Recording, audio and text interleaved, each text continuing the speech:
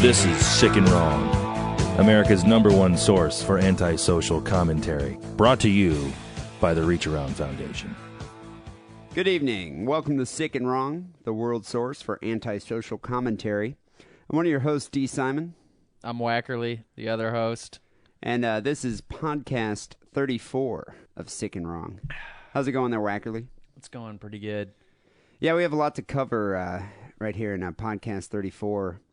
And I'm just going to get right into it because we just have so much to do. Don't hold back, with this show. bitch. So I want to start it off by saying I had kind of a unique day at work. Actually, not that unique, really.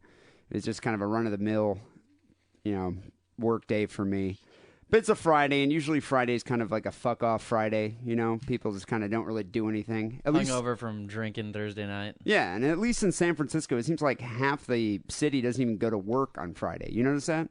San Francisco is a big Thursday night drinking town, so everybody at work the next day is just a piece of shit. Yeah, I've noticed that. Well, it's quite on the contrary for me today. I was like totally fucking slammed.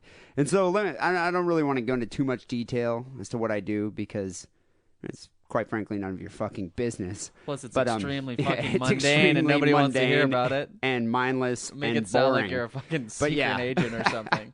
So I work for this .com company, and what we do is we make digital online versions of magazines. And initially, when I started working, we had to do like Sports Illustrated, Newsweek, shit like that. But now we outsource those. Yeah, now we outsource those. So pretty much my entire job is focused on porn. So all I do all day is I make digital versions of pornographic magazines. But it's kind of interesting because that's your job security because those Middle Eastern nations or Near East India. or whatever but they have they're really religious there, so they can't look at porn all day long. I think their eyes like explode or something, so or that's just your melt out of their head. That's if your they see job porn. security. Yeah, exactly. But we're never going to outsource. But if they ever start outsourcing to Eastern Europe, you're fucked. Yeah, no, there's some deviants over there. Yeah, they like outsourcing porn. to Germany or something. But anyway, so I do like all these Penthouse. I do the Penthouse. I do Hustler. I do Swank, which is a new title we just received. Nice, and then Swank. Today, my manager comes over to me. He's like, "Oh, I got a special one for you." I was like, "Oh, what do you have?" Plumpers. It's this magazine about fat chicks. And dude, I'm not talking like plump, like a little overweight here, a little bit of a little too much in the caboose kind of thing. No, these women are like 260 plus, and it's just a magazine devoted to obese women. I mean, I guess it's like a fetish thing. So I'm like, all right, well, it's probably 50 pages. The thing was like 180 pages of fat women getting fucked. If you're a guy and you like fat chicks, you like a fat magazine. Yeah, it's just weird. I never really thought that there would be that many guys that are into fat chicks, but I guess it'd probably be an easier lay. It's like you're setting your sights lower, so... Yeah, but she's got to be on the bottom. But I think some guys actually would rather fuck a big fat chick than a skinny girl. I mean, if given definitely. the choice. And the demographic for this magazine definitely prefers a larger woman. Yeah, they're not just bottom feeding. They're going out after that. But that's not the point of this witty anecdote. The point is, I'm sitting there going through, and at the end of all of these magazines, there's always like a classified section where, they have like different porn. I think there's one. Even the good ones, right? Yeah, even the good ones usually have a classified section. But this one in Plumpers had a section where you could buy fat porn. Like, I think one of them was called Lesbi Hippos. Yeah, why not? And there's like a fat black girl porn called Thicker Than a Snicka. But then underneath of it, there was enema porn. And I'm like, enema porn? Yeah, this is the first I've ever heard of it. You'll get that magazine next week. Yeah, I know. Really Knowing my hell. manager, I'm sure he's going to give me enema. I'm surprised he doesn't give me the gay porn titles. And that guy tends to kind of laugh about that type of stuff. But so I'm looking at this ad here, and it's called Klezmos. Klezmos Volume 1, Klezmos Volume 2, and Klezmos Volume 3. And I'm like, Klezmo? What the hell's a klezmo? Well, it's called klezmophilia. It's a fetish for people that are into enemas. So people who derive some type of sexual pleasure from enemas are into klezmophilia. Yeah, I love how you can't just call them perverts anymore. No, there's specific terms, and klezmo is a specific term. So they reference some website at the bottom of this called enematips.com. So, being my curious self, I had to look up the site at work, which was kind of a mistake because I don't think you should look at enema websites, enema porn websites especially, at work. It's just, you don't want that on your computer. You don't want the IT guy being like, hey, dude, did you see what D. Simon was looking at today? Big Brother is always watching you. I know. So, but anyway, when I got home today, I looked up enematips.com, and dude, that website is pretty fucking funny. And I invite all the sick and wrong listeners out there to go to your computer, type in enematips.com. And it's a whole website devoted to, giving yourself or your lover or friend or whatever an enema. And they go through, like, why use an enema, who uses enemas. So in this section here, why use an enema, it's like, this guy kind of wrote a legitimate website here. This isn't like a typical porn website. And there's no like chicks giving each other enemas. No, there aren't any pop-ups or anything like that. I don't think there aren't any ads at all. No, it's an informative website. And so it's a labor of love for this guy. I think this guy is definitely a authority on klezmos. He's probably Papa Klezmo. But he's saying people use enemas for a number of reasons, including a reminder of their treatment as a youth. Many people gravitate toward using an enema to relieve constipation because they received the treatment as a youth and were satisfied with it. They're hooked on the enema. It's a form of punishment, I guess. Can't shit without it. A form of punishment. It's like a dominatrix bondage kind of thing. Anal rectal stimulation. Cleansing before anal sex, which I could see how that could be conducive to anal sex. Yeah. And colonic cleansing, and it's also another way of administering some medications. And what? I don't know. I'd be getting a new doctor immediately. If he's like, so you got a headache? Yeah, shove those Advil up your ass. Yeah. It says here, there's another section, who uses enemas. You can take this doctor's bill and shove it up your ass. How about that? So he goes on to explain how some people use enemas as a sexual stimulant, usually called klezmophiliacs or klezmos. And then there's others that use enemas for health reasons. I get the feeling this guy's primarily interested in the sex angle. Yeah, I think it's the former for this guy. I think he's definitely a klezmo, for sure. I don't even think he's a closet klezmo. No, he's out in the open. Yeah, he's out in the open. But so they give you he provides like enema tips and techniques. And you can look, if you click on the I think it's like the sidebar of the website, it goes into a bunch of he gets really descriptive with it too. Like how to administer an enema. And he goes on to saying like all the different types of enemas. And dude, click on that link over there. It's like there must be like 30 different types of enemas. And some of them, quite frankly, are pretty intimidating. I don't think I would shove any of those things in my ass. Some of them are huge. But, I don't know, I guess if you're into enemas, and you probably want a bigger one.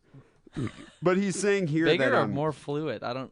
No, like a big... That's what you need, like a big water bottle kind of thing. Oh, right. So that's more fluid that's going to go into your ass. That goes into your colon. So what he says, he's like, what you will need... to give yourself an enema. And this is what's kind of cool about Sick and Wrong is we're providing an educational service here. We're like helping people because I'm sure some of our audience might be constipated. Yeah. Might be a little backed up. Well, this is a good way to lighten the load, so to speak. So what you need is a comfortable spot that might allow for cleanup to occur.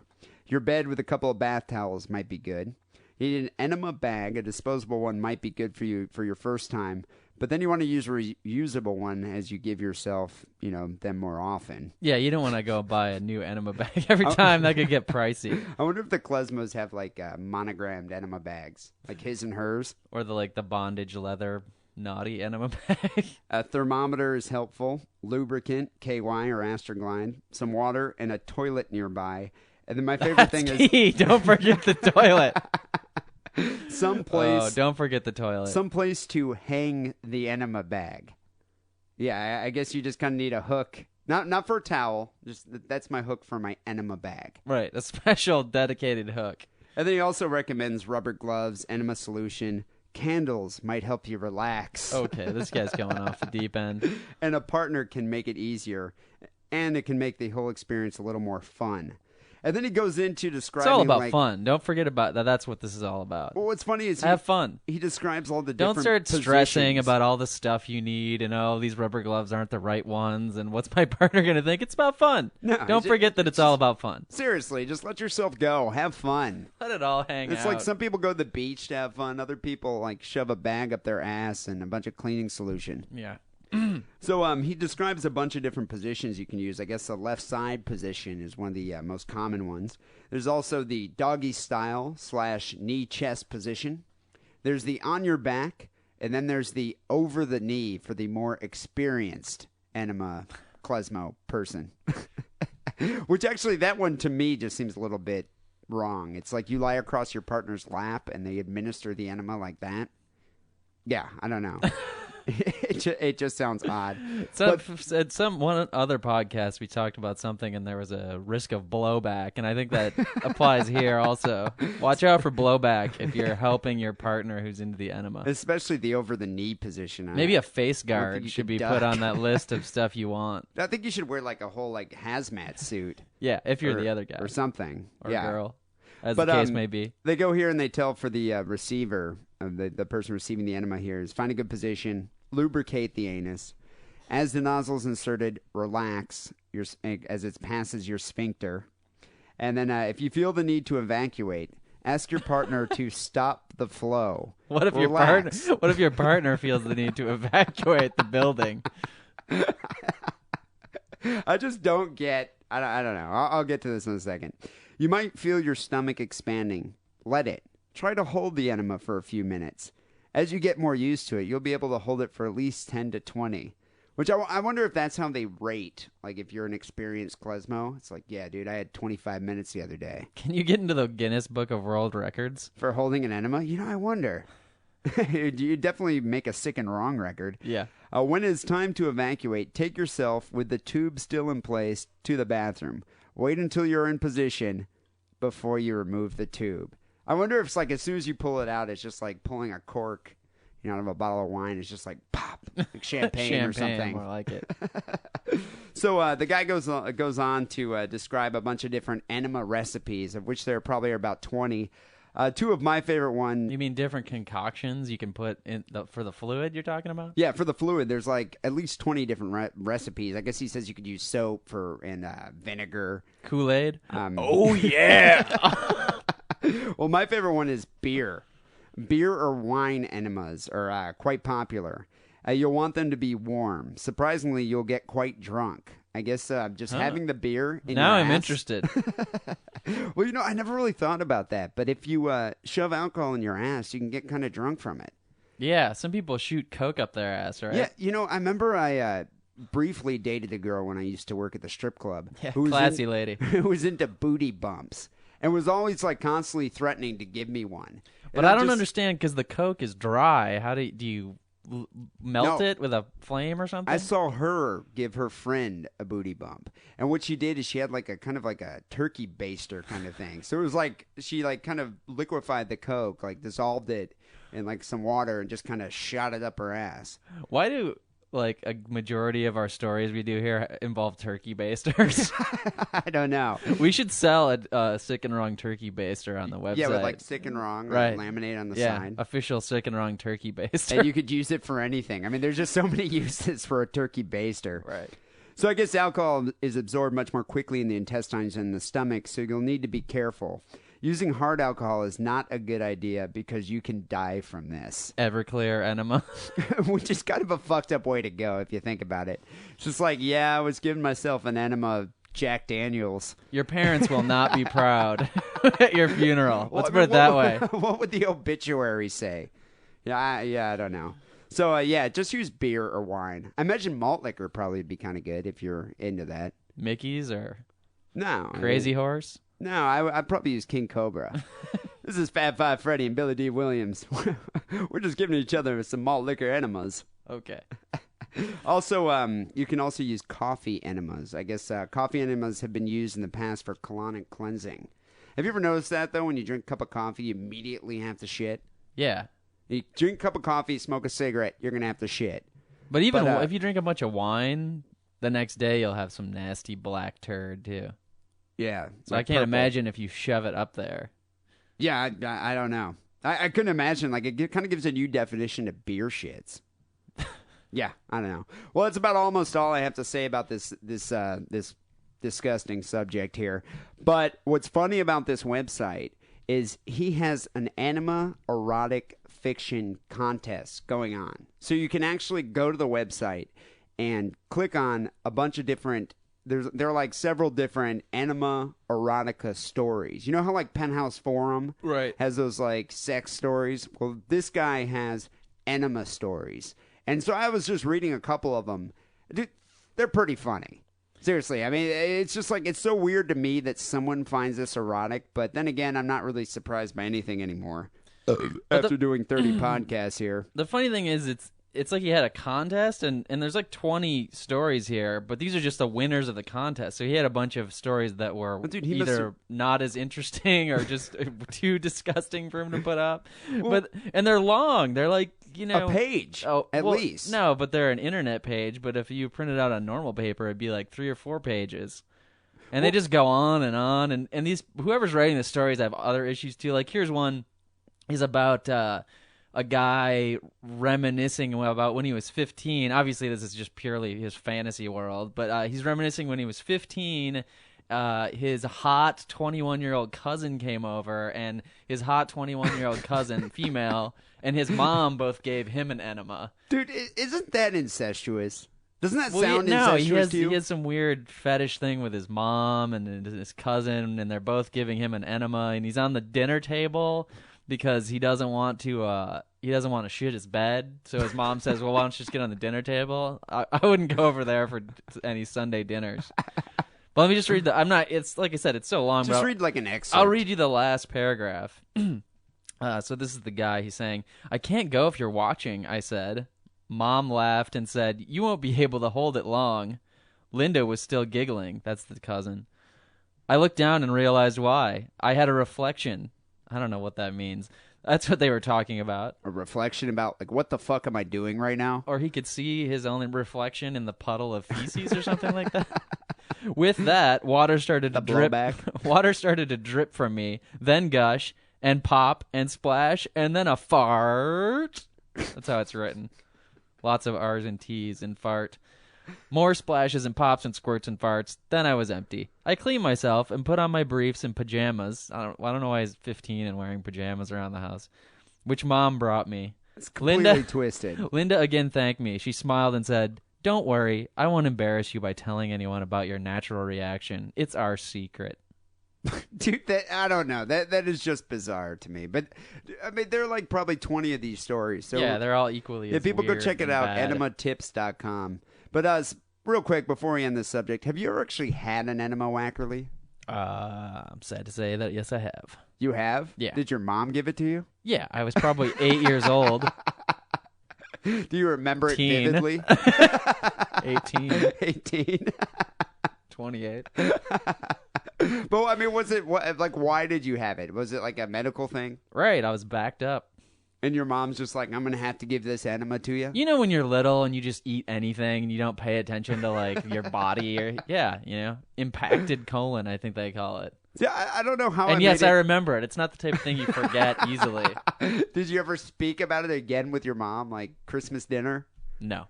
So it was never brought up again? We shall never speak of it again. We should almost call here. your mom and ask her about it because it would be, it's topical. No. It's funny. Maybe she can come on the show next in podcast 50 or something and talk about the enema she gave me when I was 8.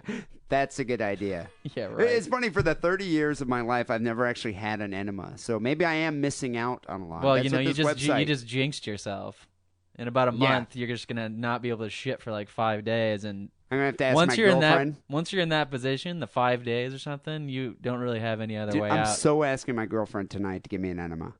There's always a suppository. Yeah, not into that. Not into but that. Really, it's kind of like the wussy way out. Yeah, I mean, why don't you just go eat a bunch of Taco Bell? I would never... Yeah, smoke a cigarette, drink a cup of coffee. I think that's always worked for me. On that note, anyway, let's move on with the show. People, go check it out, enematips.com. Read some of that enema erotica. It would turn your stomach. It's pretty sick and unless wrong. you're into that sort of thing. Yeah.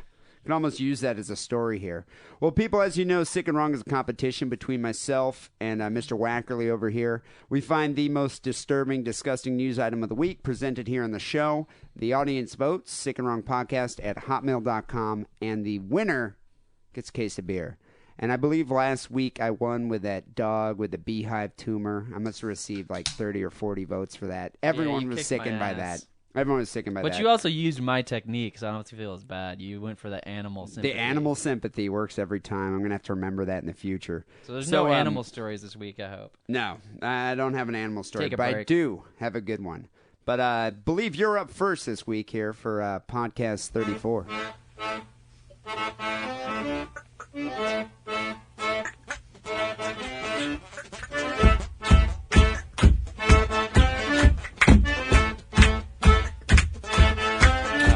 This story is out of Chicago, Cook County.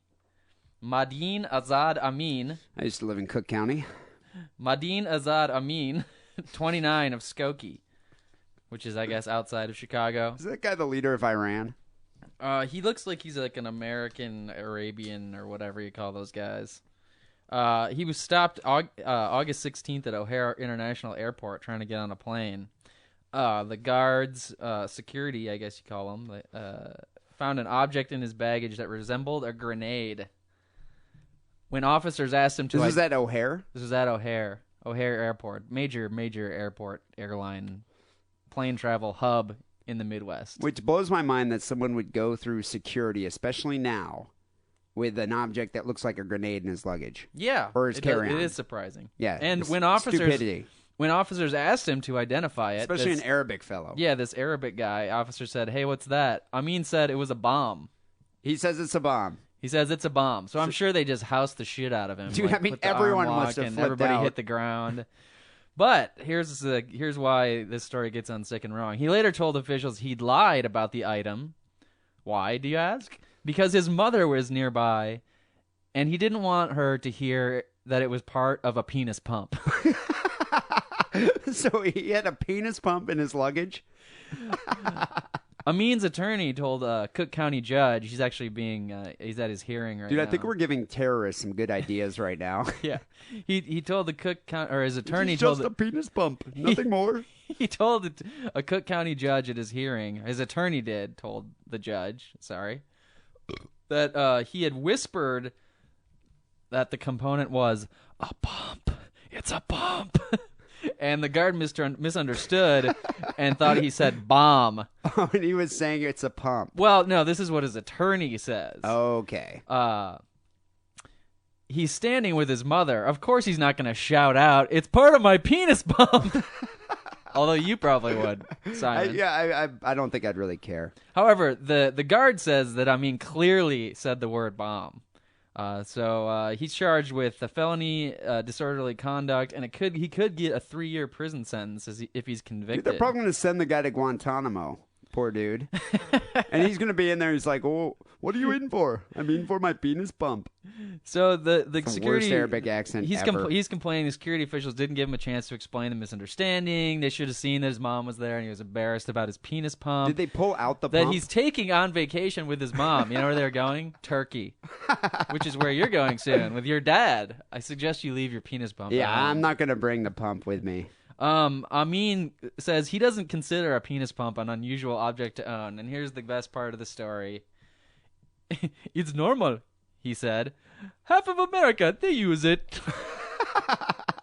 But I really only told that Half of America use a penis pump? Well, that's what he thinks in his weird Arabian or Indian or whatever the hell he is American mind. He's Okay. But I only told that story to kick off this other story. You might be right, you know. I've got a bumper. He probably wishes he got this judge in that hearing. Judge gets 4 years for exposing himself. A former judge, this is in Bristow, Oklahoma, convicted of exposing himself while presiding over jury trials Read about this by guy. using a sexual device under his robe, was sentenced Friday to 4 years in prison. Donald Thompson, who's 59, His former court reporter, the stenographer or whatever they call them, they type out everything that's said. His former court reporter, Lisa Foster, testified that she saw Thompson expose himself at least 15 times during a trial between 2001 and 2003.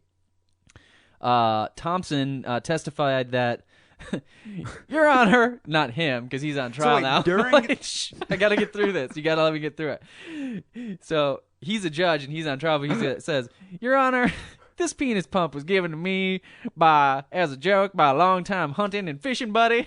It wasn't something I was hiding. That's my Ross Perot voice, because I just think that this guy sounds like that. He said, I may have absentmindedly squeezed the pump handle during court cases, but I never used it to masturbate. Why was it he even admits there? to having it at his, what do you call that, where the judge sits? The bench. The bench. He So has it it under the bench? and he's squeezing it, but I'm not using it to masturbate. Your Honor, Your Honor.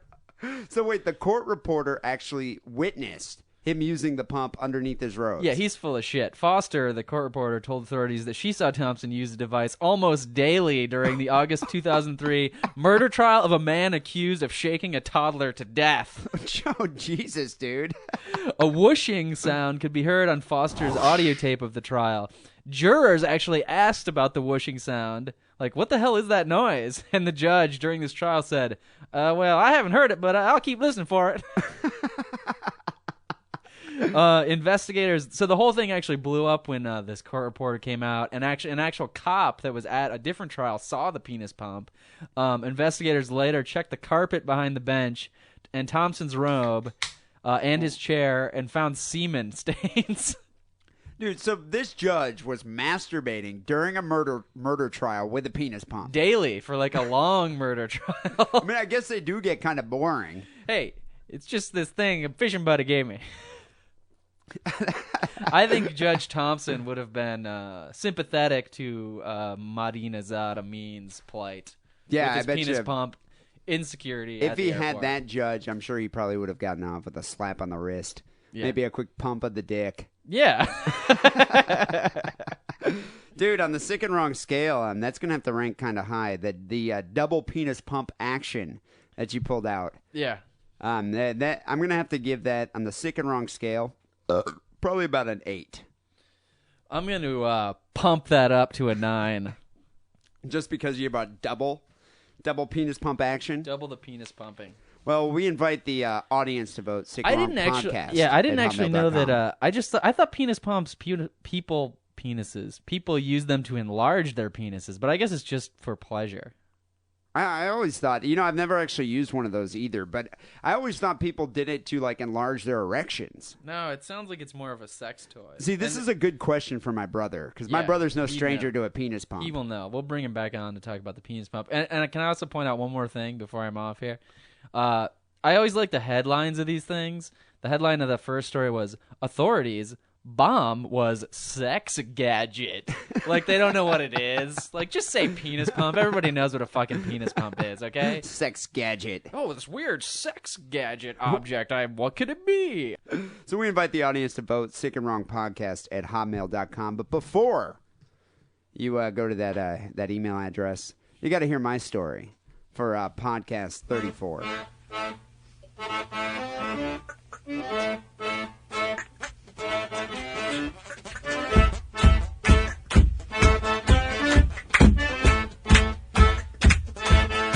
So, as always, there actually is a very common occurrence here on Sick and Wrong. There's a story that's all over the news that has been getting a lot of media attention. But we have to do it. But we have to do it because it's just so sick and wrong. Kind of like that guy that cannibalized a little girl. Remember that? Yeah. A while ago, Yeah. he was like he was going to cannibalize her, like cook her up. I mean that article was all over the place, and so this is a kind of like a big, huge news item like throughout the world, and I'm sure you've heard of it.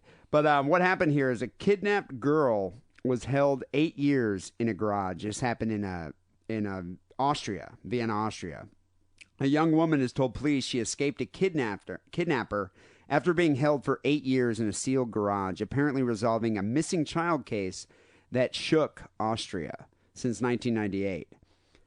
Police said relatives identified her as Natasha Kampusch, who vanished in 1998 at the age of 10 while walking to school. Did you read about this article? Yeah. Yeah, it's been We haven't receiving... had the European articles for a while. Yeah, that's what's kind of cool about it. It's actually over in Europe, and it's not a domestic article. So, yeah, a sick and wrong event happening overseas. Her suspected kidnapper, and this is the best name, Wolfgang Pricklopel.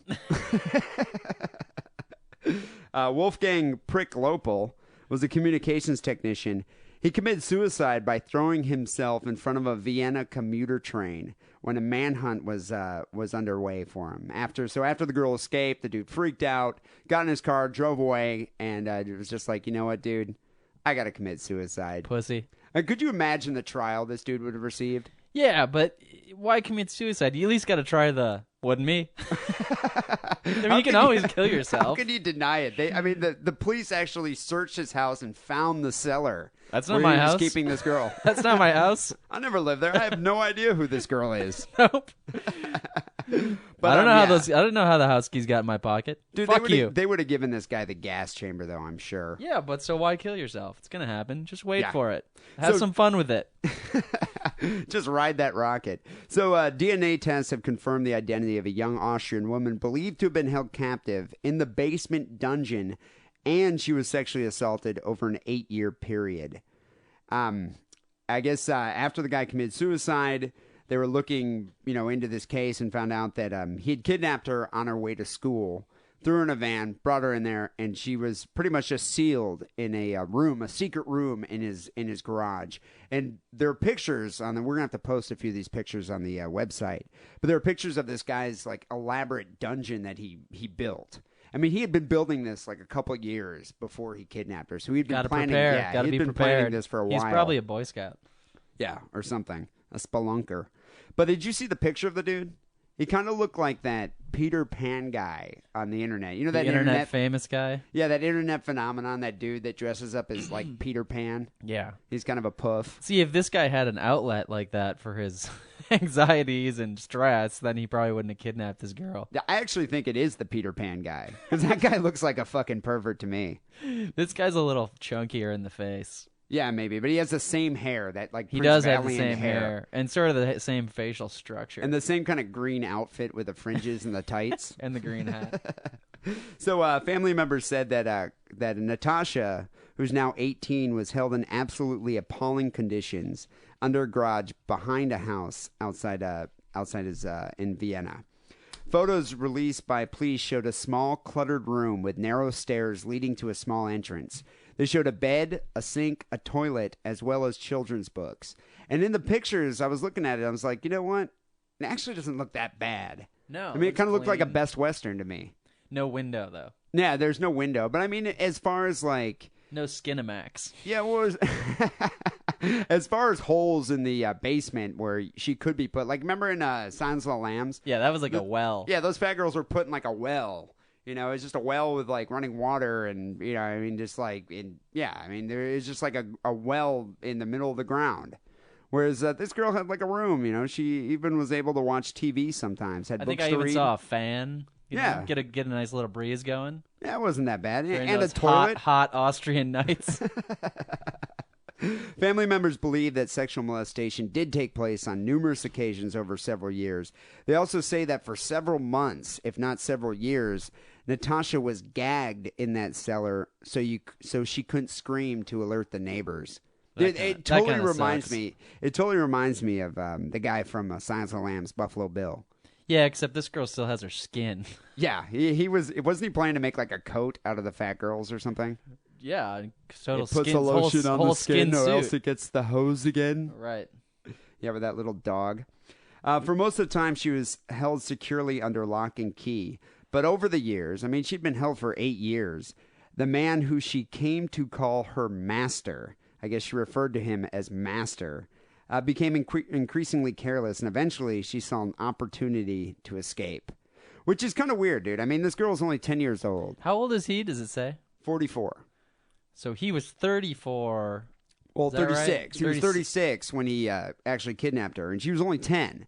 So he must have been like some type of father figure to her, but he made her call him master. Kind of like that Metallica song, "Obey Your Master." But he has a sexual fetish for this 10-year-old girl when he kidnaps her, right? Yeah, well, he must have. I mean, he molested her over the years. So my question is, do you think he was getting kind of sick of it? Because he obviously has a thing for 10-year-old girls, and now she's like 18. And just kind of like, oh, God. He's not a murderer. He doesn't have it in him to murder her, which I guess is a good thing. Good quality. You know, luckily for her. But I wonder if he was sort of getting sloppy, being kind of like, you know when you have a pet that just sucks? It's like always sick and is just not friendly and, you know, smells really bad and shits in the house. And you're just like, I wish this fucking thing would run away. Maybe it was like that. Yeah, I mean, it seems like that definitely seems like something. I mean, that seems reasonable. I mean, when she started to have menstruation, that must have been a big downer for him. Well, that's what I was wondering, dude. I mean, so this girl spent her formative years with this guy, like her adolescence. So she must have been starting to become a woman and learning. How did he teach her about menstruation? Do you think he just brought her a couple maxi pads and was just like, just stick that on there? Cover up your gash. I mean, did he show her how to use a tampon? I mean, don't mothers do that for their daughters? Wouldn't know. Yeah, I don't know. I assume either. that's what happens. I assume, I assume that happens. But I mean, there had to have been female bodily issues that this guy had to deal with, like the first yeast infection. I mean, what did this guy do? Go out and get some gynelotrimin? You have to. Yeah, but I mean, he's her caretaker. I bet you, though, that's probably what turned him off. It's like, you know, he got to the point where he's like, you know, she's just not attractive to me anymore. She's not 10. You know, there's like grass in the ballpark. I'm annoyed. Yeah. And that's probably why he was growing careless. Yeah, whereas us red-blooded American males, we love the yeast infection and the bloody menses and, you know, big furry beavers. I love it. Normal American males. But, you know, I do wonder if she was growing like increasingly agitated and becoming like, you know, one of those, you know, insufferable teenagers. Does she still have the brain of a 10-year-old? I mean, hasn't been out of this house or seen anybody or talked to anybody else? Apparently, police officers and the neighbor who she ran to said that she was like really articulate and very chatty. And so they said that there are books down there. So he must have, you know, taught her how to read, and it said that she knew how to read if she was 10. Well, she was 10, yeah. You don't know. It's Austria. Isn't that third world over there? Yeah, they're all on welfare. But no, he was saying that, you know, he had tutored her and taught her things. So apparently, I think this guy... Sexy things. So I guess what happened is she was washing his ar. I don't know if it's the van that he actually kidnapped her in. See what I mean, dude? He kidnapped her for sexual purposes, and now he's just bored. Like when you get bored with your old, ugly pet that used to be cute when it was little, and he's just like, go wash the car, dust, or take the garbage out. Jesus. Dude, Bob Saget did the same thing with the Olsen twins. You know, as soon as they started soon as they started getting old and anorexic, he was just like, here's the door. Just get out of my house. Why don't you go merchandise yourselves or something? But yeah, so I guess she was washing the car. He got a cell phone call, walked around the house to take the call, and she just got up and ran to a neighbor. You knew who was on the call, right? Who? It was his new 10-year-old hussy. He didn't want the old bag to find out about the new trim. He was cheating on her. He just didn't want her to hear about it. But I guess, so she was reunited with her mother, who hadn't seen her in like 8 years, who almost had a breakdown. I guess the father is divorced from the mother, and the father was speechless when they found her. I guess everyone thought that she was dead, and they had like actually dragged lakes looking for her corpse. And there was a massive, fruitless search that extended into neighboring Hungary, and no one was able to find anything because she was in this guy's garage just that whole time. Yeah. And so, asked why the woman had not tried to flee until now, one of the investigators said that she seemed to have had Stockholm Syndrome, which is a psychological condition in which captives identify with their captors. Right, like Patty Hearst. So, yeah, so he was the master, and she identified with him and was just like, you know, there's no reason to escape. I'm digging this little room with a... Doesn't ever have to go to school. Yeah, this guy, I mean, dude, she if you think about it, it's almost ideal, other than the sexual assaults and being under lock and key. And having to wash the car and do chores. Fuck that. Yeah, I would have escaped too. But we're all glad that she is returned to her parents in a safe condition. But On the sick and wrong scale, being that this girl spent the 8 years of her life and is going to be completely fucked up for the rest of her life, probably will never be able to have a normal relationship again. No. In fact, I bet you she won't be able to sleep in a normal bed. Just a little cot. Downstairs. In a closet. In the basement. Yeah, I don't know. But I mean, the fact that she's going to experience some severe developmental complications for the rest of her life, I'm going to have to give this a 9.2. Oh, that's a little high. You think so? I'm 8 thinking, years, kidnapped, well, sexually assaulted. I'm thinking Peter Pan. I'm thinking 8.7, and I'll tell you why. The one thing that I'm disappointed with. Whoa. You're disappointed that you didn't make like a pair of mittens out of her. Well, but even simpler than that, I'm disappointed they won't show pictures of her now. Every time there are pictures of her, but It's she's got her when she was 10. Well, or she has a coat over her head. Yeah, I saw or that. something. I want to see what she looks like. You know, I bet you in follow-up articles they're going to show a picture of her now after she's eaten some food. They've got it. You know what? She's got to Yeah. go on Oprah. Yeah. I'm sure there's like an Austrian Oprah Oprah will take foreigners. or something. Miss Hitler. I don't know. I'm sure there's something, like some type of show she could go on. Yeah, maybe. Actually, I'm sure Oprah is the angel of the earth. Oh, dude. So- Oprah is slavering at just getting this. She's slobbering She's all over herself. salivating right now, just waiting to get this waiting to get story. this girl on her show. Her people are calling this girl's people right now. And Springer's pissed because he would have had the captor and the captive And on they the were throwing show. chairs at each Yeah, other. and they would have gotten really pissed, and he's just like, God damn it, he committed suicide. Yeah. There goes my ratings. Yeah, I don't know. So anyway, we invite the Sick and Wrong listening audience to vote for this. Sick and Wrong podcast at hotmail.com. You decide who gets the case of beer for podcast 34. Penis pump. Penis pump. Penis pump.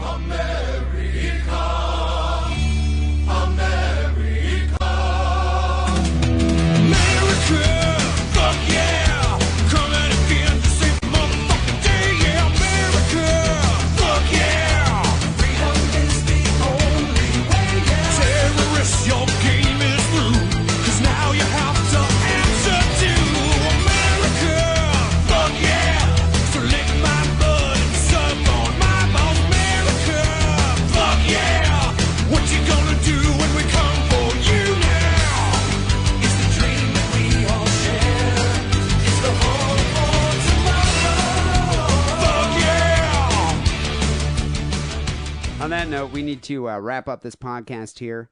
As usual, towards the end of the podcast, I like to discuss listener email, of which we've been receiving many, to sickandwrongpodcast@hotmail.com. A couple of them that we've received recently have some listeners, gracious listeners, have decided to bestow suggestions and criticisms of the show in an effort to make the show better. People, there's always room for improvement. Always room I for admit improvement. that. And I'm trying to look at this without looking at it like a critical eye. I don't want to take this personally. I like to take this criticism constructively. And I think the people that sent us these emails are saying that they love the show, but this is how the show could be that much better. So this guy, I think his name is Sack. I'm not quite sure. That's how he signed it, SAC. Said he's been listening to many of the Sick and Wrong podcasts in the last few weeks. They make good entertainment for his out-of-state trips. And yeah, thank you for that. We like to entertain you when you're driving your car out of state. Nice. But he does mention something which actually a couple other listeners have emailed me about. He says, I must admit, I find the rating system you guys use to be a bit inconsistent. It's so subjective. For example, I think killing 50,000 dogs is a lot worse than fondling a few retards. I mean, would a retard even know it was bad? It's probably no worse for them than going to the bathroom or eating a notebook. It's a good point. Why do I get the feeling that when this guy says he's driving on business trips, he's actually driving around the country looking for retards to abduct? Yeah, and maybe. now he's just rationalizing his hobby. But he does have a couple good points here. He proposes a more formal Sick and Wrong rating scale. Points could be garnered for individual article elements. He came up with a scale when he was bored at work the other day. Feel free to use it, change it, forget you ever saw it, print it, burn it, whatever. Under this scale, it'd be very easy for a story to get a couple points, but difficult to be a perfect 10. Because, our grading system is relatively arbitrary. It's completely subjective. I just kind of just pick out a random figure based on how sick I think the article is. Yeah, how I'm feeling. If I have gas, I might score something lower. So he gives us a list here. So 1 point if the story contains an illegal act. 2 points if the story contains an immoral act. 3 points if a story contains intentional physical and mental harm. 4 points if the story contains intentional sexual harm. 5 points if a story contains death, either intentional or unintentional. 6 points if it contains abuse of a minor, senior citizen, handicapped person, or animal. 7 points if the story contains multiple victims.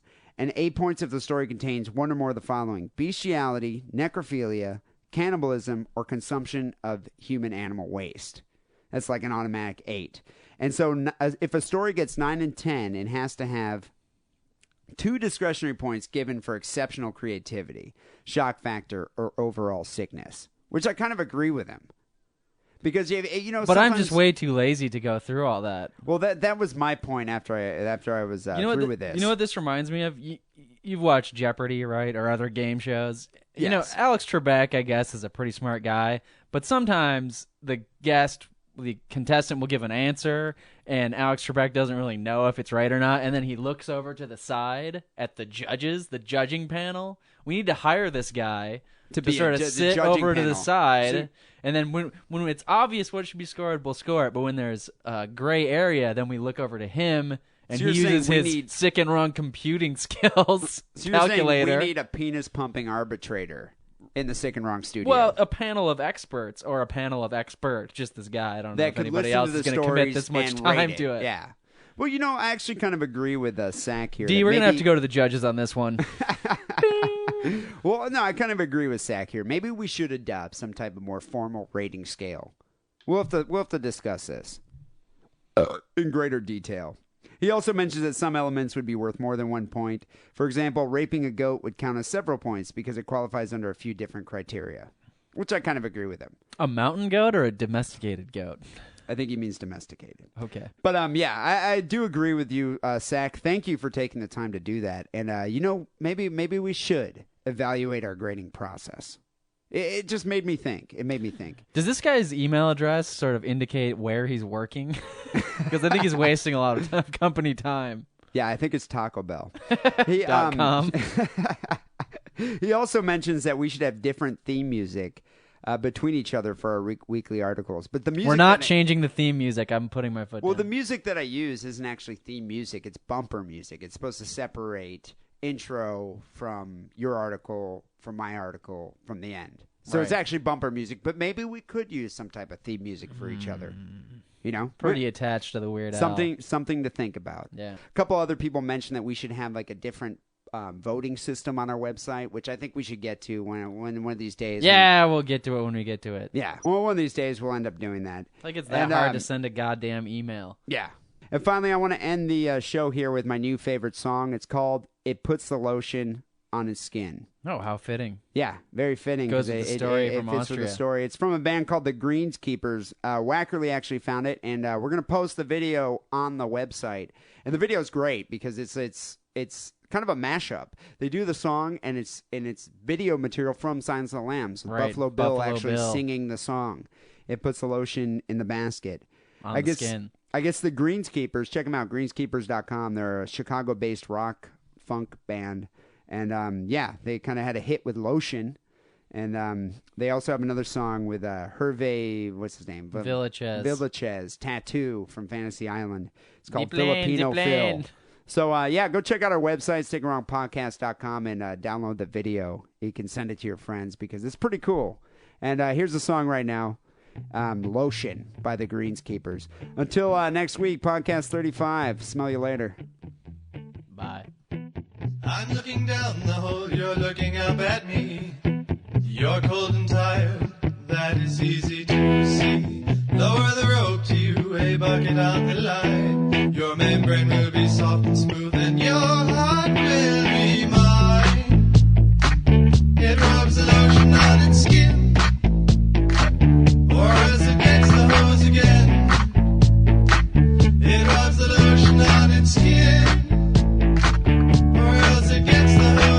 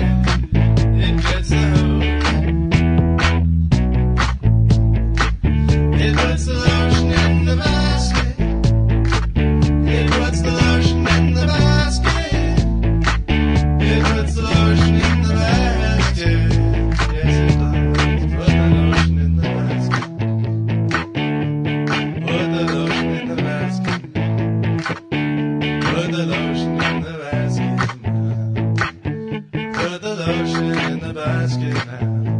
And it does.